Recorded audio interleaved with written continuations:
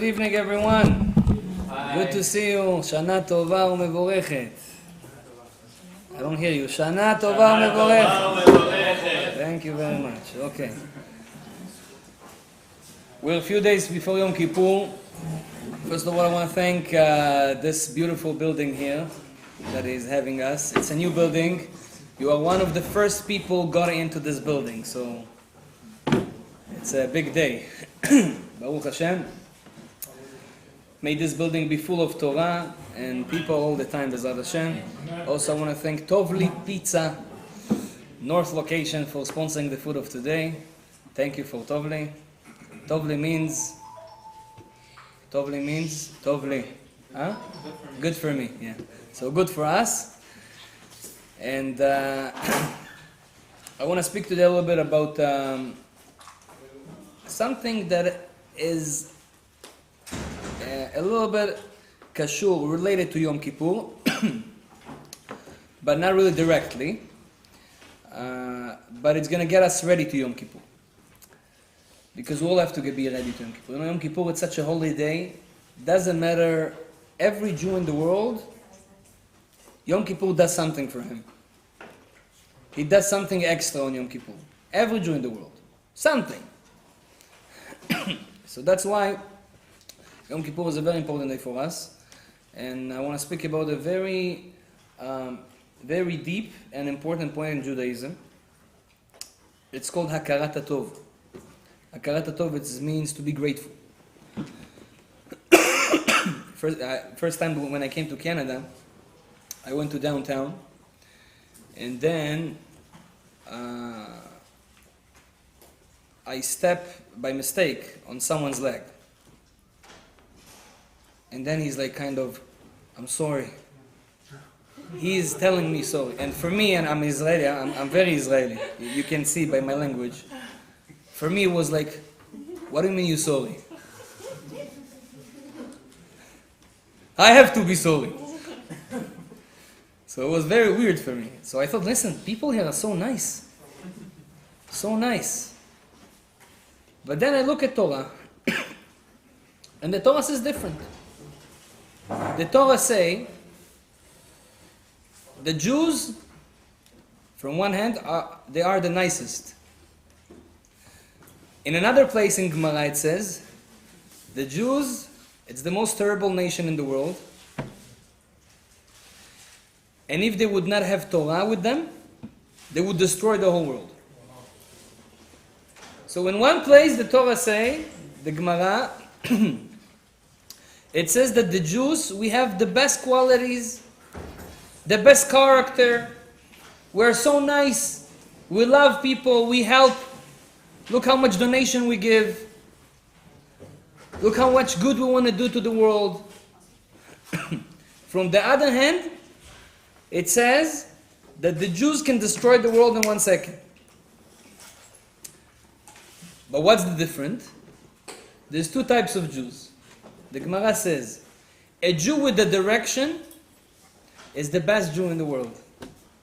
A Jew without a direction is the worst person in the world. He's going to destroy the world.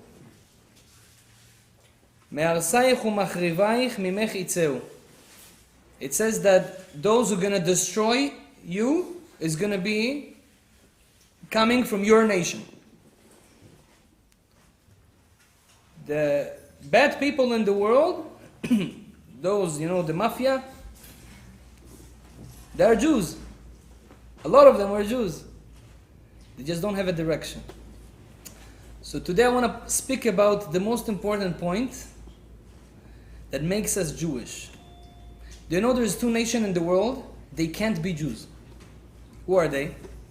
Every person that wants to convert, please, our hands are welcome. You want to be a Jewish person? Come. You have a lot what to do, but come. We're going to accept you. Aval, there's two nations in the world, they never, ever can't be Jewish. They can't. Who are they? Ammon and Moab. We're not very familiar with those two nations, but in our days we don't know who are they. But back in the days, we knew who is Ammon and Moab, two nations They used to live very close to Israel. They actually was one of the 7 nations that was living in Israel before we came and took the land. So, Ammon and Moab, they want to come and convert. We tell them, listen, I'm sorry, you are Ammoni, you are from Ammon, you can't convert. You are from Moab, you can't convert. Why? There is a reason. What's the reason? Go look at the history where Ammon and Moab came from. Ammon and Moab, there were two brothers, sons of Lot and his daughter. What does that mean? Lot was if you know a little bit the story of the Torah, of the Bible, so Lot was the cousin of Abraham. He was his cousin. And Abraham was very related to him. They had a lot of money. They had a lot of, they were shepherds. So they had a lot of like cows and sheep and whatever. And because they had too much, Abraham saw that his sheep's stealing from his place, from his land, and it becomes a whole mess. He says, listen, we are too big, we have to separate. So you decide where you want to go, to what country, to what place, and I'll decide where I want to go. So Lot told them, I'm going to go to Sdom. Where is Sdom? Sdom is actually, if you were in Israel, there's a very nice place called the Dead Sea. Yeah, we all go there for health, you know. There's a lot of Israelis here in the malls, they sell Dead Sea things. I don't know if it's real, but they do. Dead Sea is one of the something special that Israel has, Baruch Hashem. Where the Dead Sea came from, there was no Dead Sea back then. Sdom, it was a city. It says it was a heaven in the land here, in earth. Heaven and earth. They had the best mezeg avir, the best weather. Thank you. They had the best weather. They had everything they want. The land was so good there. Everything they put in the land grow the best. Big potatoes, big cucumbers, big watermelons. They do a lot of money. They live good. Baruch Hashem. Vacation, Miami. Was the best place in the world. Sdom. What happened? Those people were doing very bad things. They didn't have the word kindness in their dictionary. No kindness. Selfish. Everything for yourself. Hashem said, listen, doesn't work like this. The whole place has to be destroyed. So we know Sdom and Amorah, 2 cities that they were in the Dead Sea. Both were destroyed, and HaKadosh Baruch Hu said this place is going to be dead until the end of days. And we see today that the only place in the world that is dead completely, even not one fish lives there, is the Dead Sea. Something unbelievable. The Dead Sea is dead. Nobody lives there. Why? No kindness, no life. But Lot was one of the people in Sdom. When Abraham hears that this is what's going to happen to Sdom, Hashem tells to Abraham that this is what's going to happen to Sdom. Abraham says, 1 second, I have a cousin there. So then Abraham starts to ask mercy for the city. He says, listen, Ribono Shel Olam, Hashem, if there's like 50 people there that are good, you know, it can't be that the whole city are like bad people. Maybe 50 are okay. Would you destroy for because of those 50? Would you forgive them? He says, if there was 50, I would forgive them. But there's no. Okay, 45. He said, if it was 45, I would forgive them. But there's no. 30, 10, even not 10. Okay, so do me a favor. At least my cousin Lot, save him. I don't want him to suffer. I don't want him to die and his family. Hashem says to Abraham, no problem. Don't worry. Don't worry, Abraham. Lot, on me. Alay. I'm going to save him. Okay, fine. Hashem, he sends an angel there. It looks like a human being. Comes to Lot. Tells him, listen, you have to go out. and not going out with all his family. He told them, listen, I'm going to destroy the city now. Please don't look what's happening there. It's not nice when people suffer and you're looking. So he said, fine. But his wife didn't listen. You know, women, they need to know everything. Mamash, it's like, sometimes my wife, when I go to sleep, she takes my phone. Don't tell me. They have to know everything. Who is he talking with? You know, what he is doing. They have to know everything. Baruch Hashem. Every wife is like this, by the way. Aval, they want to know everything. She said, I can't, I have to see what's going on there. And then she turns. What happened to her? She dies. But how she dies? Turned to salt. Yeah, fair. The story says she's turned to salt. By the way, did you go to the Dead Sea once? There's a big, huge statue there with a face of a woman. Where? Unbelievable. I saw it, I was amazed. Go to Rabbi Google. You know Rabbi Google? Right there, you're going to see that. A woman from salt. A whole statue of women from salt. This is the wife of Lot. She didn't listen. She wanted to see. Okay, this is what happens. Okay, now they went to a cave together, Lot and his two daughters. Those two daughters and Lot, they thought Hashem did a flood again. He destroyed the whole world again, and they are like Noah kind of. The only ones that stay in the world. So then the two daughters starting to talk. Listen, it's only us and Father. How the world is going to continue? We have to do something. So he said. The older daughter, she says to her sister, okay, so let's give a little bit of wine to our dad, to daddy, and he's gonna drink, and he's not gonna know what's happening, and we're gonna have children. So that's what she's doing. That's what she's doing. Now the wine back then was not like the wine today. Today you drink wine, it's like Coca-Cola. Back then wine was wine. You take one shot, it's like 50 vodkas. I'm serious. The Gemara says that they used to drink wine. If you drink wine without water, you can't drink it. It's so harif, it's so strong. You have to put water. By the way, until today we have the custom, every time in Kiddush, when we do in Shabbat, every time when we do Kiddush, what we do? No, Moroccan, no. What we do, you add 3 drops of water. Nachon? Where it came from? Because back then, one of the reasons, back then, nobody could drink regular wine without water. You have to put water inside. So they give him to drink wine. And there was one child, Baruch Hashem was born from that situation, that horrible situation. Hashem Yishmor V'Yatzil. Huh? I said Baruch Hashem? Yeah. Everything is Baruch Hashem.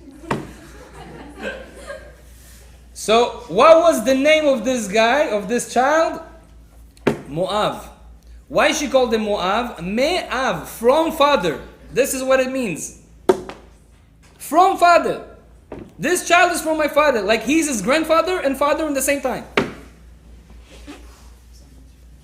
This is Moab. Okay, fine. The other one, okay, so the sister, she learns from her older sister. Okay, fine, you did it this night, I'm going to do it the other night. And they gave him wine. And same scenario again. They had a second child. What was his name? Ammon. Ammon from my nation means my blood. Am Sheli Ammon. Those two children, 2 nations. They become 2 big nations. They live in Eretz Canaan and Israel before the nation of Israel got to Israel.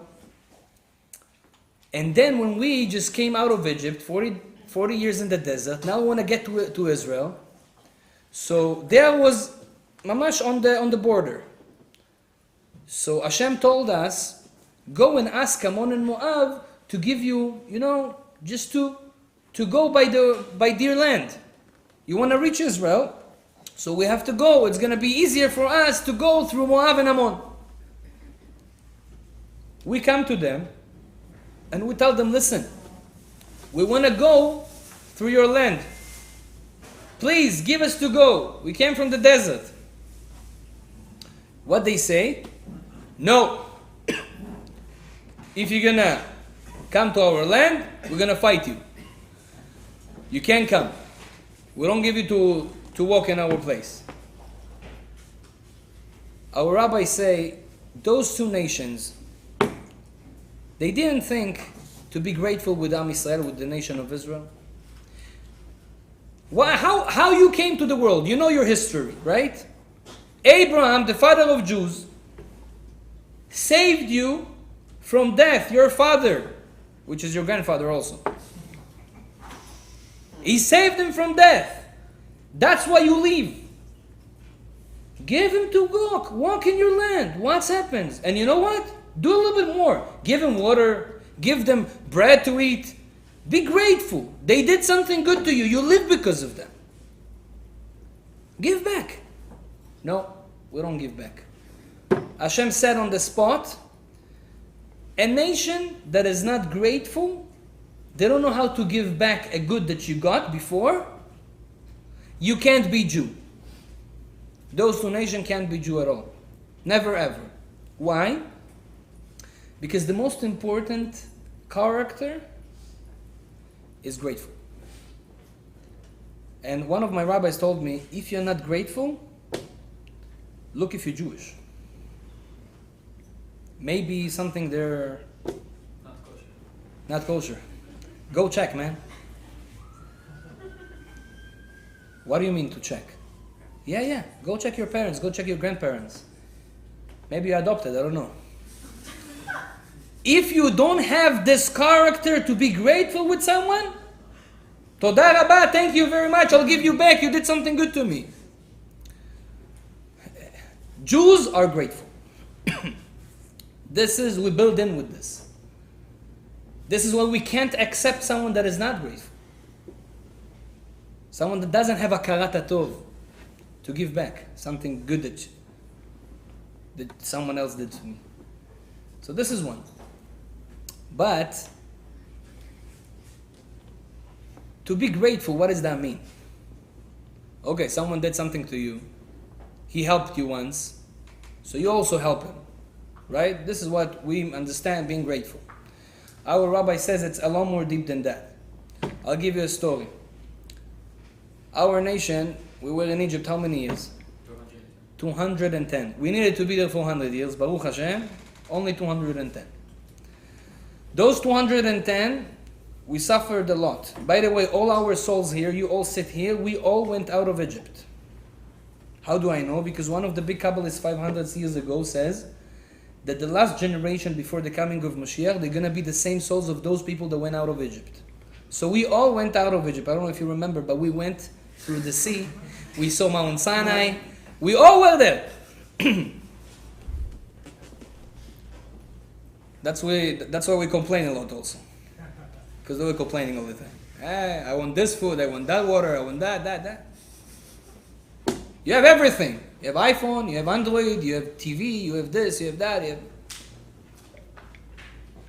But never it's enough. It's never enough. Anyways, we were all there. In Egypt, Hashem did the 10 plagues. Plagues. It's a new word. Eser Makot. It's easier like this. The 10 plagues, Eser Makot. Yeah. In the beginning there was, the first one is Dam. Dam is blood. Fair. And the second one is frogs. The third one is lice. Good. And the fourth one is don't worry, I'm not gonna continue. So the three first ones, blood, frogs, and lice. Hashem comes to Moshe and he says, Moshe, do me a favor. Take the stick give the stick to Aharon, your brother, and tell Aharon to go to the Nile and to hit the Nile, and the Nile is going to Turn to blood. turn to blood. So I have a question, guys. What's Hashem's problem to tell Moshe to take the stick by himself and to hit the Nile? What's the problem? Moshe can't hit the Nile? No, you take the stick, you give it to Aaron, and you tell Aaron to do that. Moshe is... To prove that it's not like some trick, like anyone can do it because it's the stick. It's like God's. For sure, anyone can do it. Everyone can do it. You take the stick, you do boom, and that's it. What's the problem to make a hit on the Nile with the stick? The Well, Nile they don't Shaker want as well. Moses to do it. Huh? But why he didn't want Moses? That's the question. Oh, beautiful question. Answer is like this. You remember when Moshe was born? By the way, he was born before time. Usually, a normal person, he's born after 9 months. Nachon? Moshe Rabbeinu was born after 6-7 months. They call it a pag in Hebrew. I don't know how they call it in English. Huh? Primi? Yeah, primi. So, but Baruch Hashem, it was for good. Why? Because the Egyptians, they knew when his mother was expecting the child, and then they would come to the house and take him, they force him to give it to them and kill him. Like they did to all the men, all the children. But Baruch Hashem, because he was born before time, she could 3 months or 2.5 months keep him at home and nobody knows. But then, when the due date came, she says, okay, that's velo yachala od atzipino, I can't hide him anymore. So what I'm gonna do now? So I'm gonna do something. So she took we know the story. Yeah, some people know it from the movie, but by the way, the movie is wrong, mamash wrong. All the movies are wrong. They made up things. It's not written. But anyways, the real story was like this. She took the small basket, she put him in, and put him in the Nile. And Baruch Hashem, Yishtabach Shemo La'ad, nothing happened to Moshe. Miriam was watching him, and the Nile was, going very smoothly and nice, and there was no big waves, and What about the hippos? and then, this is the story, the movie I told you. It's all fake. And then Batya, the daughter of Paro, saw him. She took the basket and she saw the baby. They say Vatire Na'ar Boche. She saw it all. She saw a Na'ar. Na'ar is a youngster crying. Young adult crying. Yeah, a young adult crying. He was a baby, 3 months. What's a young adult? So they say that Moshe Rabbeinu, he had a bassy voice. He was like,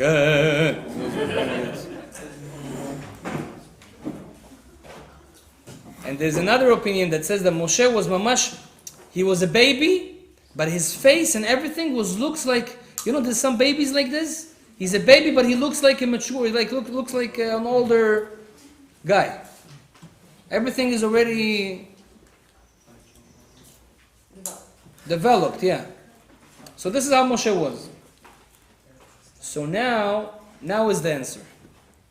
Moshe, the Nile gave you life. The Nile helped you to save your life. How can you take now a stick and to hit the Nile? It's not grateful. It's not Jewish. So you come and you ask him, 1 second, Rabbi, it's a Nile. It's not a human being. It's like, it doesn't move. איך אומרים דומם? Inanimate. So I have to be grateful to, it's like, this table, Baruch Hashem, I have something to eat. I like to eat when I do lectures. So after the lecture, I'm going to come to the table and say, listen, table, thank you. Thank you very much. Thank you for holding my cup. Thank you for holding my stand there here. Thank you, chair, for giving me the opportunity to sit on you. People do that? No. But Torah say that you have to be grateful even to an animate, something that is not moving. That's what we see from Moshe Rabbeinu. By the way, it's not just one story. If we go more deep, what happened after the blood? Frogs. How the frogs came? Same scenario. Hashem tell to Moshe, give the stick to Aaron and tell him to hit the Nile. Again Aaron. It comes again. But then the third makkah, the third heat that Paro got is the lice. And then he tells him, again, give the stick to Aaron and tell him to hit the sand. Okay, how did the sand did something good to Moshe Rabbeinu? Why Moshe can't now hit the sand? What's the problem with the sand? So if you know the story well, when Moshe was a young guy, he saw a Jew that an Egyptian was hitting him, right? And one of the Egyptians, a policeman or whatever, he was hitting the Jew. And Moshe, he knew that he is Jewish. And he saw that and he couldn't see that. He said, 1 second. Move. He took the Egyptian. So in the movie, he killed him. Yeah, Moshe was a strong guy. This is the movie, guys. The real story, what happened there, Moshe Rabbeinu, he knew Torah, he knew Kabbalah. He was studying with his father Amram, which was one of the greatest, smartest people in that generation. And he knew the names of Hashem, that you can do miracles with those names. By the way, until today, there's people that know those names of Hashem, and every name has a certain power. I'll just give you an example just to understand. There are 72 names that Hashem has. Those 72 names coming out from 2 sentences in Parashat Mas'ei, in one of the paragraphs in Torah. And out of those 2 sentences, coming 72 names. Every name is built from 3 letters. And every name is one of the names of Hashem that has a lot of energy. And if you use that name and you make a meditation on that name, and you think about that, you can actually take this energy that this name is giving, this blessing that this name is in charge of. I'll give you an example. One of the names is Hey Aleph Aleph. Hey Aleph Aleph. If you do a meditation on that name, any person that's going to do an evil eye on you at that second, it's going to be cancelled. Why? Because Hey Aleph Aleph is one of the 72 names of Hashem that is in charge of evil eye. And let's say you want to be successful in business, right? You want to have money? You want to have money, guys? Amen. Yeah? I see someone does, no, I don't want it. Everyone wants money. You don't want money? How do you give somebody the evil eye? What? How do you give somebody the evil eye? You wanna try? You know how? I don't know. You tell me. Two ways. One way is when you're jealous. Let's say you see he has a shirt with a crocodile here. And you have only a shirt with a flag. The crocodile is more expensive than the flag. Lacoste. It's cost a lot of money. Right? Yeah, there was one lady, she was like very, איך אומרים, there's those who always wear like stylish. So they once went to camping, and there was a crocodile there, and the crocodile ate her, and only her head was out. So her friend saw her and says, "No way!" איך אומרים שק שינה? A sleeping bag of Lacoste. I can't believe. How did you get that? Anyways. So when you see that he has a shirt that is more expensive, he says, listen, I want this one. he has a Lexus and you have only a Toyota Camry. And you're jealous, so now an energy coming out of your eyes and is ruining his Lexus. And then he's gonna drive, and then boom. Yeah? The engine is... It depends on the evil eye that you did. If you're very strong or not. This is from jealousy. But it comes also sometimes, not because of jealousy. You just make a wow. You know what's a wow? Like, wow. Beautiful sunglasses. Wow. It's like... Now, when you do this wow, right? You are amazed. And you're not really happy for him. You're not jealous. You're not very happy for him. So this makes an evil eye. That's why our rabbi says it's better, like, don't make a big deal of everything, you know? And that's why, by the way, women has more evil eye than men. Because everything they say is, wow, I can't believe. You know? And men are like, okay, fine, okay, very nice, good. But they like amazed of everything. That's why they have more evil eye. So, this is evil eye. But if you have Hey Aleph Aleph in mind, Hey Aleph Aleph in mind at that second, nobody can do evil eye to you. It's a holy name that you may have meditation on it even 1 second and you get this. Now more than that, if you want to be successful in business, yeah, you have a business and you see that there's no customers and you want to have some customers. So how you get the customers? How you get the customers? Huh? So I'll tell you how you get the customers. You know all the answers, huh? So I'll tell you how you get the customers. There's 2 ways to get the customers. One, take a Torah book with you and open the Torah book. You see right away a customer coming. Why? Because the Satan, the evil, doesn't want you to learn Torah. So he says, hey. So you see, he opens the book. Hello. Get in. Don't let him study. So, by the way, if you want to fall asleep, you do the same thing. You see, you can't fall asleep. What do? You just open a book. A holy book, a Torah book. Start to read. That's it. But this is one advice. But the another advice I can tell you, you want to be successful in business? No problem. There's a name. You know how you call this name? Pie. Did you hear pie? Huh? Not in McDonald's. This is Asur. A pie. What's pie? Pei Aleph Yud. It's three letters that combines a name, one of the 72 names of Hashem that is in charge of money.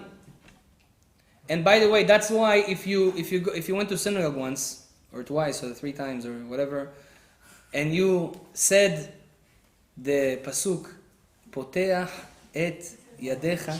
Yeah, you know? If you get to a Bukharian shul or a Kafkazi shul or like, you know, those shuls. So, at that sentence, you can see right away that they are there. Like, you see all the people like opening their hands like, Poteach, like, give me money. They know here is the money comes from. Poteach et yadecha. So they do like this. Why they do that? Why only in this sentence? Because Poteach et yadecha, look at the secret of it. They don't know. Right. If you take the first letter of every word, Poteach, it's pei. Et is aleph. Yadecha, it's yud, it's pi. This is the name of Parnasah. This is the name that gives you the wealth. So if you have it in mind during that time when you say Poteach et yadecha, now you bring to yourself a good energy of Parnasah. So when you have a customer coming to you, and you know that is a poor guy is going to only buy something in $20, and you want him to buy something in $1,000, so you know what you do? You just draw on his head, Pei Aleph Yud, Pei Aleph Yud, Pei Aleph Yud, and he will buy. I did it a few times. Why? Because this name is super powerful. By the way, there's another name that is in charge of money. I'll tell you I'm telling you big secrets of Kabbalah, by the way. Yeah. Is the evil eye only with eye contact? What? Is the evil eye transferred only through direct eye-to-eye contact? No. No. Is it transferred though through eye contact at all? No. It can be transferred also when you're not there at all. You're not there at all. No. It transfers to you with the eye contact. He has to see the thing.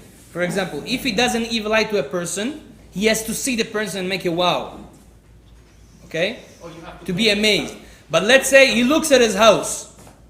He didn't look at a guy, he just looked at the house. So now the evil eye's on the house.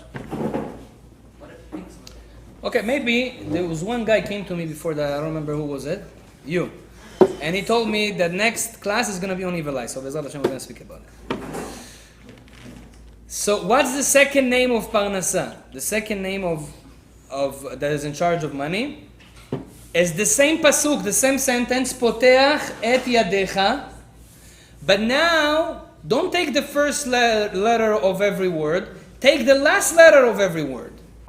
Poteach is chet. Et is taf. Yadecha is chaf. It comes to chatach. Chet, taf, chaf. Chatach in Hebrew means to cut. By the way, in Yom Kippur you do kaparot. You know what's kaparot? You take the chicken. Some people, they take the money. It's better to do it with money than with chicken, because chickens today is not it's not easy to get, first. Second, they make them suffer. Yeah. And back then, I'm a shochet. I study how to slaughter. Back then in the days, they used to do it very gently and nice. But today, some people, I'm not saying everyone, they don't do it in the right way. But so take money and you do. Ze chalifatecha temuratcha kaparatcha. Ze chalifatech temuratech kaparatech. That's all we say. Look at those words. Chalifatech temuratech kaparatech. The first letter is chet. The second, chalifatech, chet. Temuratech, it's tav. Kaparatech, chaf. Chatach is the same name of Parnasa. Because in Yom Kippur, you get the money, you get the wealth. And if you, in the time of Kaparot, you would have this name in your mind, you will get a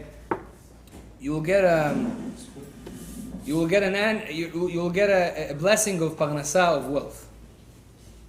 So this is, in one word, how can we use the names of Hashem? So Moshe Rabbeinu knew those names. And there's one name, I'm not going to tell you this name, that if you know how to concentrate on that name and to say it in the right way, you can kill a person in 1 second. Like you just say that name and you think about that and it's like dies. I'm not going to tell you, I know you want to use it. I was just going to say, is that what the Kohanim had under 12? They had those also. They had something there also. But Moshe Rabbeinu knew that name. Moshe Rabbeinu knew that name. And this name, that's how he killed that Egyptian. This Egyptian that was eating the Jew, he had this name in mind and he said that and he killed him on the spot. Now Moshe was in danger. Why? If Paro would know that Moshe did such a thing, he will kill him. So then, what Moshe did, Va'ifen kovacho, he looked to the right and to the left, Vayarki and Ish, he saw that there's nobody there, and Vayatmineu bachol, so he buried him in the sand. So the sand helped Moshe to get out of troubles. You hide the guy. So now they don't know who is it. In the end they knew who was it because there was one guy that saw it. But anyways, it's kind of helped him to get out of the situation right now. The sand helped you, Moshe, once in your life. How can now Hashem command you to take a stick and to hit the sand? The Gemara in Baba Kama says, don't throw a stone to a well that you drank water from. It's not, we have to be grateful, even to something that is an ornament, even to something that is not moving, something that it's not a human being, it's not an animal. Not just to an ornament, also to animals. I'll give you another example.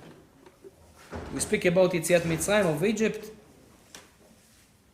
When we went out of Egypt, I don't know if you remember, but we went out of Egypt. So what happened is we went out so fast, and it was a whole balagan, it was a whole mess there.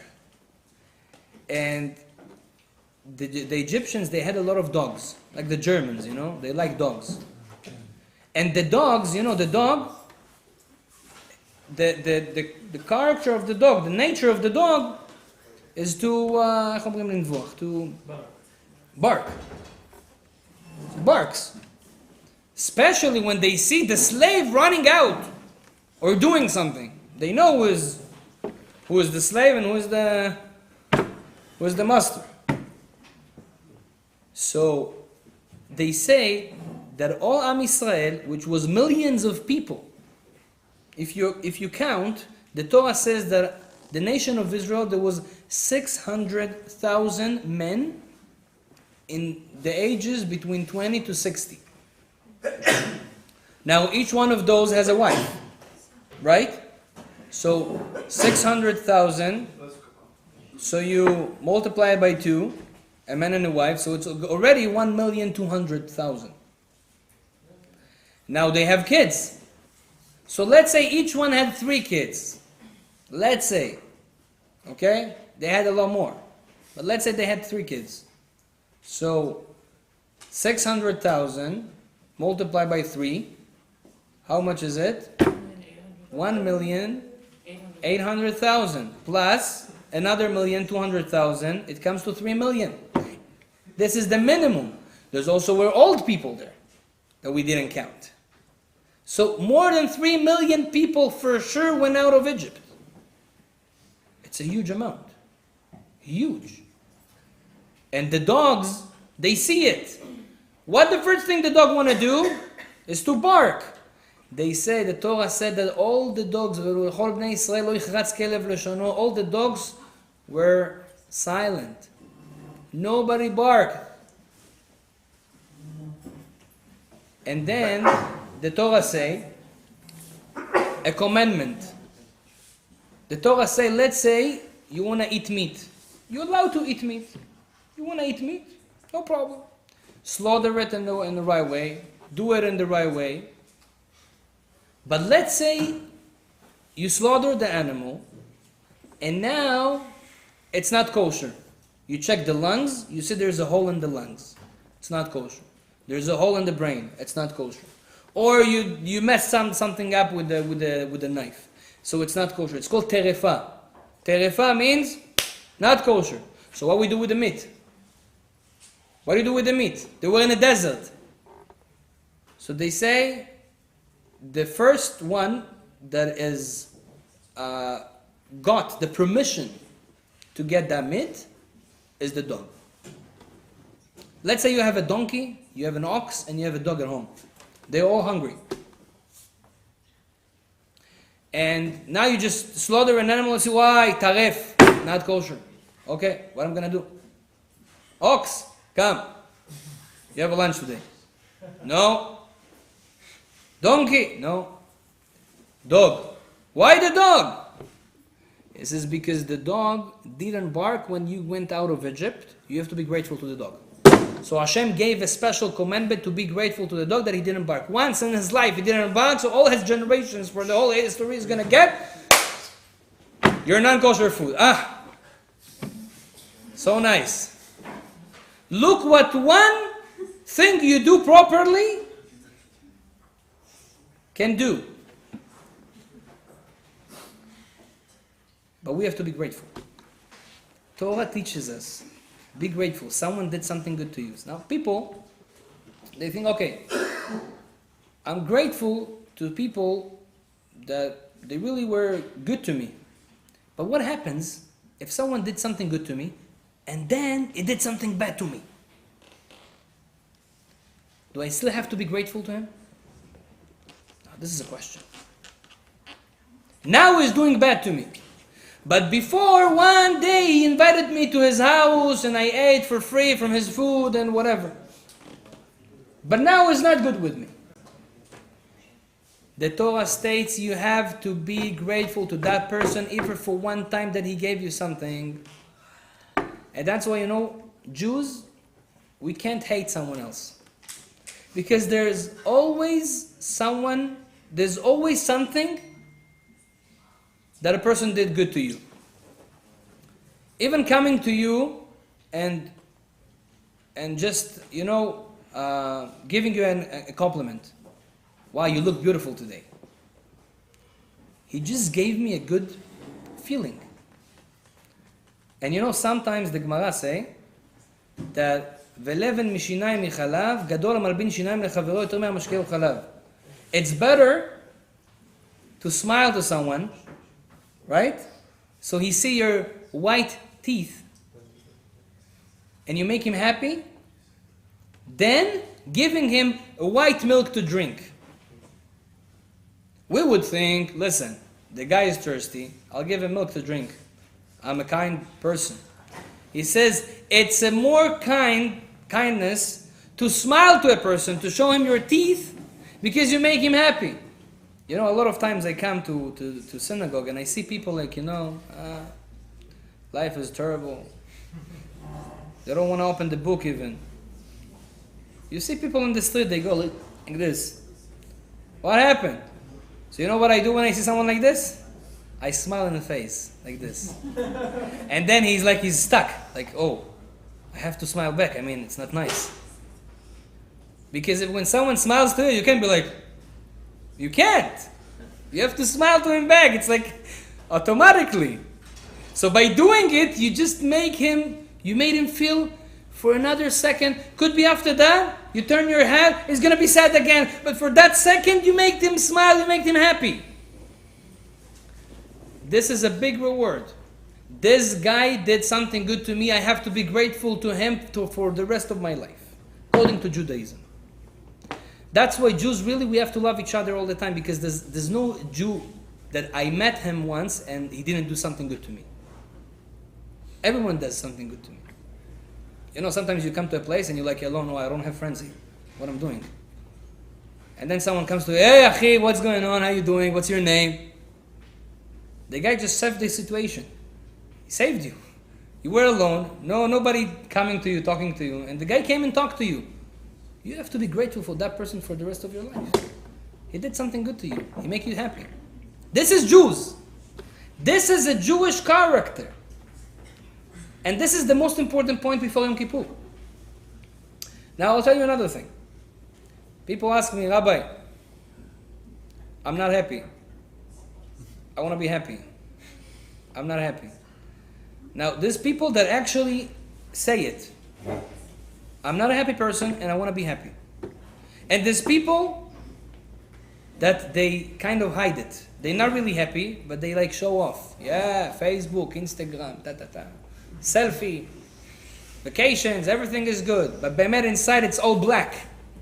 His life he has no meaning. Instagram has a lot of meaning, but inside there's no meaning. And he's shy to say to people that he's not happy. So this answer is going to be good for him also. People, if you realize, in our life, we are not 100% happy, guys. Look at your day. How many moments of happiness you have and how many moments of like, fine. Most of our moments, it's not like, wow, Achi, everything is good. I love you. Life is good. Excellent. No, life is not like this. People's like, okay, you see them speaking on the phone. Hey, bro, how are you doing?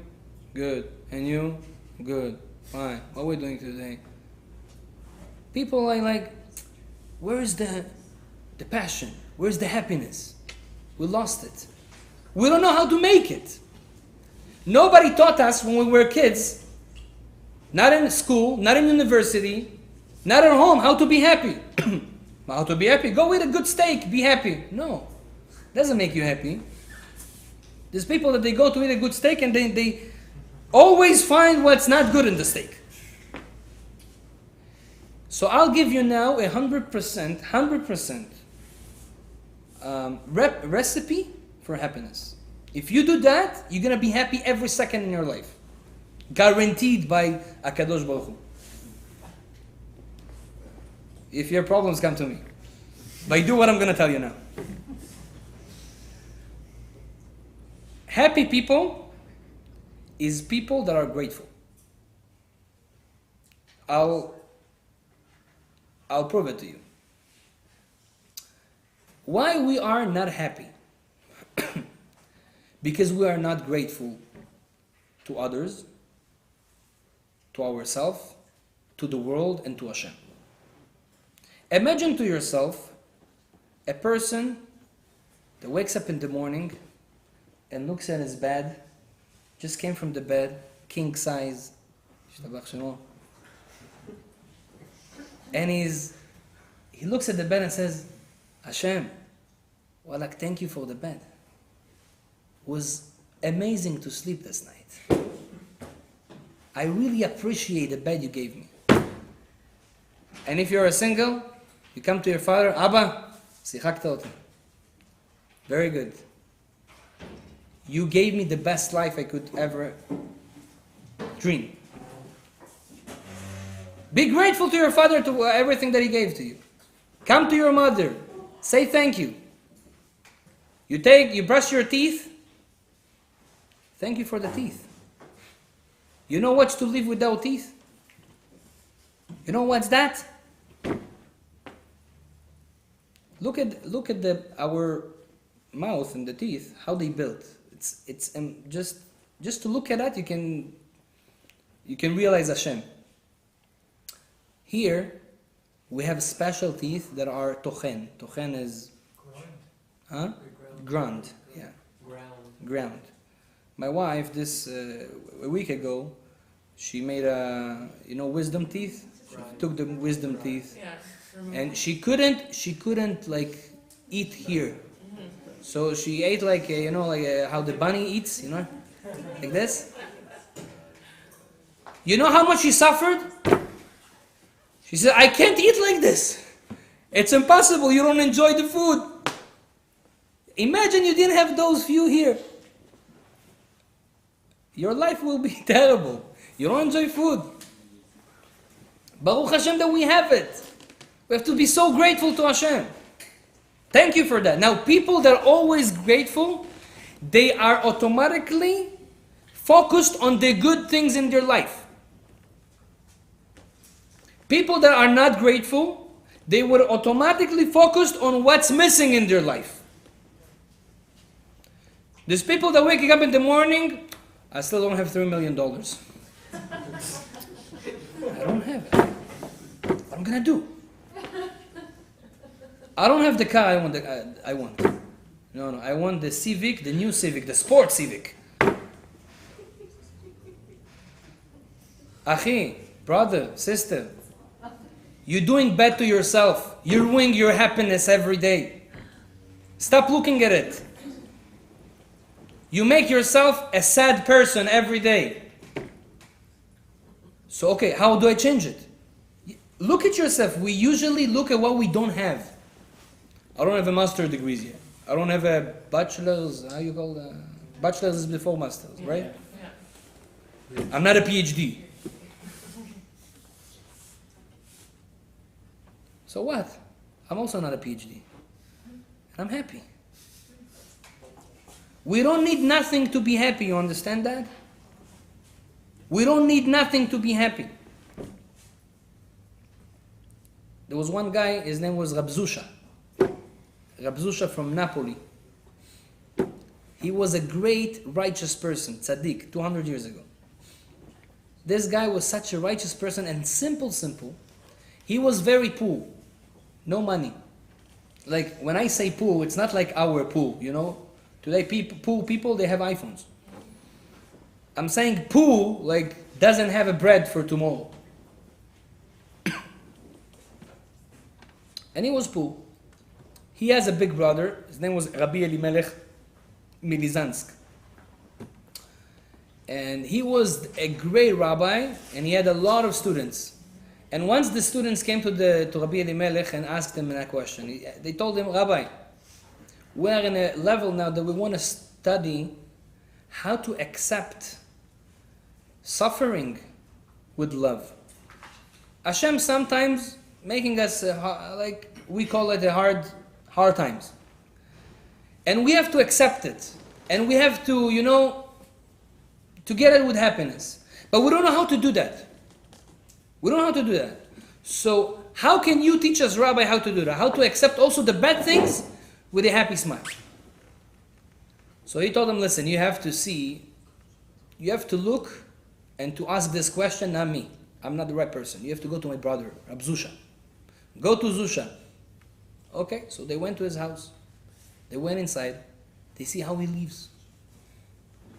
They see his bed is like almost broken. Almost nothing at home. They eat like poor things. Mamash, they just by seeing how he lives, they wanted to cry. Like if you don't cry in Yom Kippur, you can go to his house and he's gonna help you. Just to see it. And then they asked him, he said, okay, what you doing here? So they said, Rabbi Elimelech sent us to learn from you how to accept suffering with a happy smile. So he told them, he was serious. I'm the wrong person. I can't teach you that. He said, why? He said, I never suffered. I have a good life. You have to go to someone that is suffering to learn how to accept suffering. I never suffered. And they like, are you crazy? What's going on with you? You're not suffering? Yes, it's all here. A person that understands to be grateful for everything we have, he's going to be happy all the time. If you wake up in the morning and saying, thank you Hashem, thank you Abba, thank you Ima, thank you my brother, this is slowly, you're going to be so positive, light going to come out of you from a positivity. Why? Because you're always grateful. But if you are the opposite, and everything is missing in your life, you're not going to be happy. Never. So the recipe for happiness is being grateful. I'll give and not just being grateful for the real things that we have. Yeah? You go, you have an interview, and you got a good job. Baruch Hashem, you have a good car. You have a house to live. Everything is fancy, looks good. We're in a generation, Baruch Hashem, there's no wars. There's good things in our times. We have to be so grateful. But not just for that, for sure we have to be grateful. More than that. Like even the small things. You woke up in the morning today, and you have a phone, and you have a computer, right? So you write in the computer. We have fingers. Did you realize we have fingers? Do you know that when Hashem created the first person, Adam, he didn't have fingers? He was like this. Those 4 fingers were one. You know, like when you have an oven and you want to get the hot thing from the oven, so you have those. Yeah, that's how people used to live. Until when? Almost 1,000 years. That's how the world lived. Until there was one guy, his name was Noah. In English it's Noah. Noah is more Noah. It's more comfortable. Noah, he was the first baby that was born with fingers like this. And that's why they call him Noah. You know what's Noah in Hebrew? Comfortable. Noah means comfortable. So comfortable. Now we can work, now we can do things that we would never do before. You know how much they appreciate it? Today we have everything and we don't appreciate it. You know, my grandmother, she's like more than 90 years old. So I remember when we came to Israel, so there was the first time she saw a microphone. First time she saw a microphone. So we had a big party, And they gave her a microphone to speak, like she is, so she has to speak and say. So she didn't understand. She took the microphone and said, "Hello?" And we like all laugh on her, like. And then they tell her, no, you speak to the, and they says, "Hello?" And she see that, and like, wow. You needed to see her face that second. Like, I just discovered something unbelievable. Do you know how much she appreciated? Like, I don't have to scream. Everybody hears me. And today for us, like, microphone, okay, I have this mic here and there. We don't appreciate. I remember when we came to Canada and there was Skype. You know Skype? It just came. It was the first time, the first Skype. So she missed my father, my grandmother. So then I told him, listen, you have Skype, you can see. He says, no, listen, she can get a heart attack when she's going to see that. Why? She's like, she knows you're like 12 hours away by plane. And she's going to see your face, she's going to get a heart attack. Listen, it's dangerous. And she almost got an heart attack. She was like, pointing on the screen. It's you, like I can touch you. What's going on here?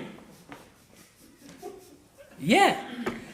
They appreciate that. And she was so happy. I can see and talk to you and see you moving and wow. It's like you are here with me. When I speak to my parents, so my father says, yeah, when I met your mother, I was in the army. Yeah, you know those stories, romantic stories. And she was sending me letters. Letters. Text message. No, there was no text messages. I told him, did you have the beard, how you call it, the... Pigeon. Huh? The pigeon. The pigeon, yeah. We don't appreciate, we have everything, we don't appreciate, that's why we're not happy. We're not happy, one second, because we don't appreciate what we have. If you're gonna open your eyes, wake up in the morning, put your Nike shoes and say, Shtabach Shemo, I have Nike. So comfortable. So then, you're going to be happy because everything is like wow for you. What's your question? Is it best to try and be appreciative at all times for everything, or are there occasions when we can use maybe dissatisfaction to our benefit to strive to improve? So again, first of all, when you feel a little bit of sadness, and you want to become happy, you feel like, okay, life is boring and whatever. So now, remember this lecture and say to yourself, 1 second, what do I have? What do I have? Focus on what you do have, not on what you don't have. We all day focus on what we don't have. This is make our life not nice, not happy. What I do have a family. I do have a family. There's people that doesn't have a family. I have, in Hebrew we say Ashir. Ashir is wealthy. Ashir is every letter, there's a word coming out. Ayin is Enaim, eyes. Yud is Yadayim, hands. Shin is Shinayim. Reish is Raglayim, the legs and the teeth. So this is wealthy, Ashir. What's that mean? You say, I don't have now $3 million in my account. Poor guy, I don't have I want to have 3 million and that's why I'm not happy. Okay. But I can prove you that you do have more than 3 million. How? Simple. If I tell you now, there's one guy in Toronto that he doesn't have an eye. Something happened, he built a sukkah and something happened to the eye. And now he says, listen, I'll pay you $5 million for your eye. Would you give him the eye? $5 million, my friend. You know what you can do with $5 million? Start to imagine. Start. Would you give the eye? No, I'm serious. Someone here would give the eye? I know my brother will give the eye. He told me that before. He's not here. Would you give your eye? No. Okay, let's go more. Auction. $30 million. Your eye. Your left eye. Let's do like this. $1. $30 million. You give me your left eye? No. So you are a billionaire. Do you have here more than $30 million right now? We just don't appreciate that. We don't appreciate what we have. Look what you have. Look what you have. What life HaKadosh Baruch Hu gave to us. And now, yes. Yeah, those thoughts coming from the evil side of the world. And we have to fight them. Don't give the evil make you sad. Yes. But what if you're so hungry that you're going to die? The only way to survive is to take from someone else. Wouldn't it be better to be unhappy and take somebody else and survive? Wouldn't it be better to be ungrateful for your eyes and want more? So this is already a serious question. Now you're asking a question of death and yeah. That's already done. This is something that first of all, according to the law, because you asked, I'm going to answer you. According to the law, if you are in the desert, there's only 2 bottles of water. There's only 1 bottle of water. Drink. And only one person can drink and leave. The other one, there's no enough to 2 to leave. And this is your bottle. Doesn't matter what this guy did to you. This is your bottle. Chayecha kodmim, your life is before. But if this is his bottle, you can't steal it from him. So those things are, Baruch Hashem, we don't have those situations. But we here, we want to be happy in life, be grateful. Look at the small thing that you have. Fingers, Baruch Hashem. I have a body, I'm beautiful. Beautiful? Beautiful. I look good. I don't have like disease. I'm not in hospital. Baruch Hashem. Everything is excellent with me. I have to be extra happy in my life. So this is one point. Yes. Even being grateful when you have the disease. So when you have the disease, when you look at what you do have, so you say, okay, Baruch Hashem, but I can enjoy so many things in my life. This is only one thing that is missing, but look at what not missing. It's a lot more bigger, but we focused on the bad. But now I'll give you the last secret, and in 1 minute I'm going to finish.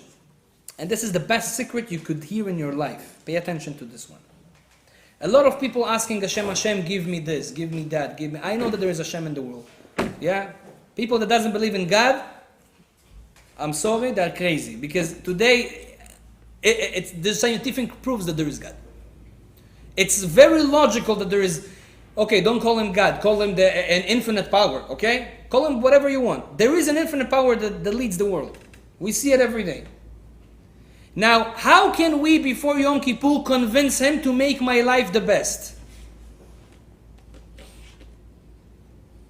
I want to convince him to give me $3 million. I want to convince him to give me the best wife ever. The best husband ever. The best kids.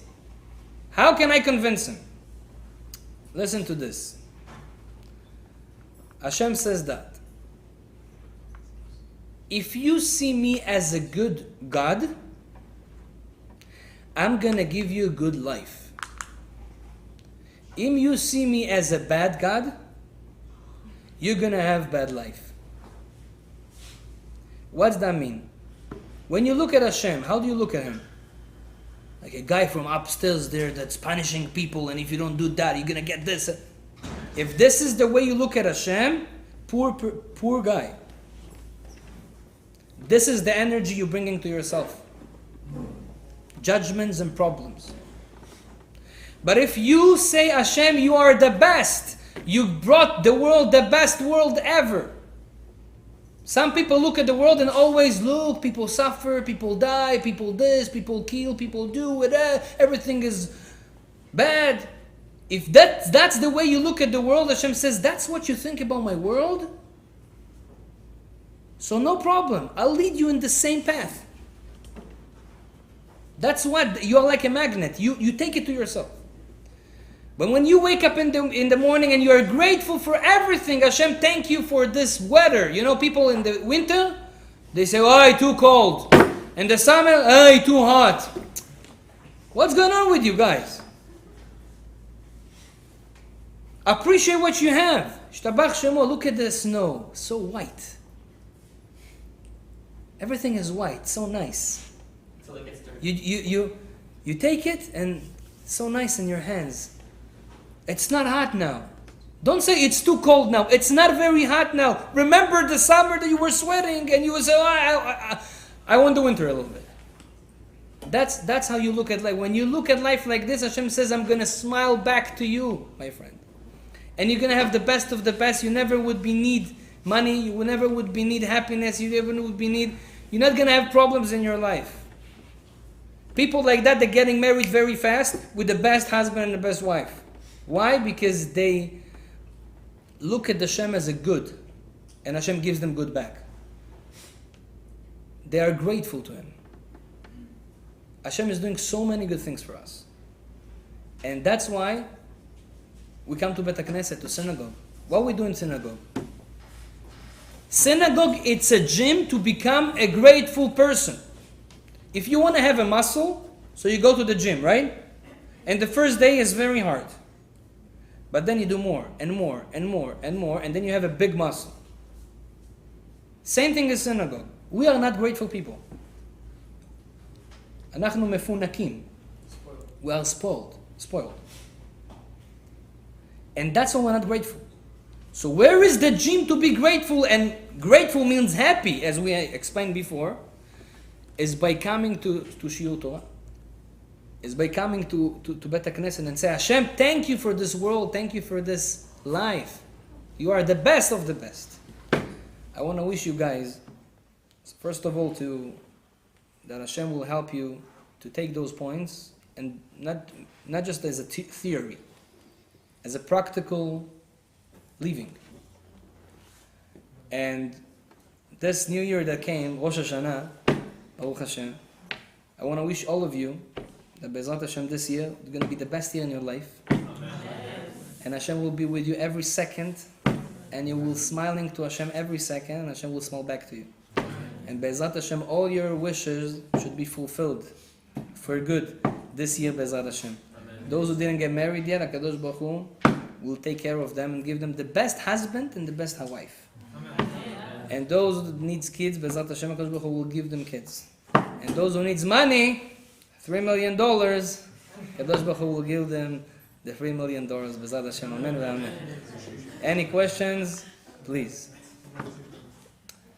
Again, thank you for this place, and thank you to Tovli for sponsoring us.